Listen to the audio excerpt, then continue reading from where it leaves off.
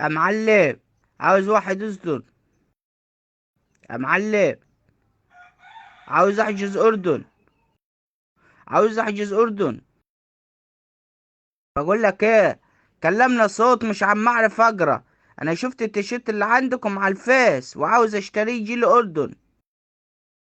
والله يا باشا مش بنوصل الأردن، احنا في التوصيل اخرنا يعني داخل الجمهورية بس وكده، فمش ينفع ابعتهولك الأردن. يا عم انت غبي ليه؟ انا عاوز التيشيرت ده اردن.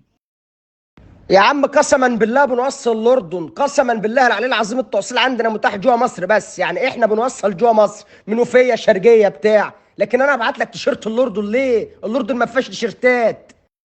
يا عم انت غبي ليه؟ انا عاوز اطلب التيشيرت ده اردن، بس عاوزه يجي لي في يوم واحد.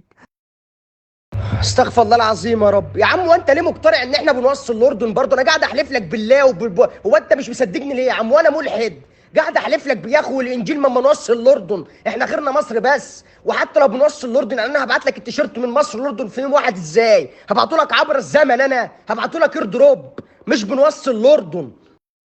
اها. يا عم انت جحش. اها يا عم انت جحش ليه امال؟ انا اما اقول لك انا عاوز الاردن، انا عاوز تيشيرت اردن.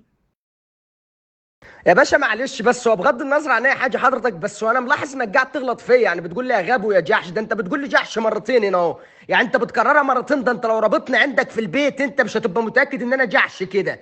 يعني في إيه يا عم؟ وانت واخد عليا ليه كده؟ وانت خالي يا عم ولا ابويا؟ انت بتغلط فيا ليه حضرتك؟ هو في حاجه حضرتك وانت عبيط ولا في حاجه يا عم انت؟ ما بنوصلش الاردن احنا. انت قاعد تقول لي بنوصل، ما بنوصلش الاردن. عايز تحجز اردن نروح مصر للطيران نحجز لك الاردن سنغافوره، لكن هتقعد تغلط فيها كده عيب حضرتك. يا عم انت غبي ليه امال؟ انا مالي ومال الاردن؟ يعني انا اصلا من اسيوط وعاوز احجز اردن، التيشيرتات اردن اللي هو اونلاين. انت تقصد اوردر؟ يعني انت فوق في بدايه المكالمه لما كلمتنا بتقول ما بعرفش اقرا وبعت له ريكوردات وجاف دي وتنطقها بالانجليزي؟ جاف دي وتعمل فيها انمي؟ عفرتنا يا اخي. ما بنوصلش اسيوط، ما اسيوط دي بره مصر برضه، ما فيش عندنا تيشيرتات. يا عم اسيوط ايه اللي برا مصر دي؟ اسيوط دي جنب المنيا، انت جحش ليه كده امال؟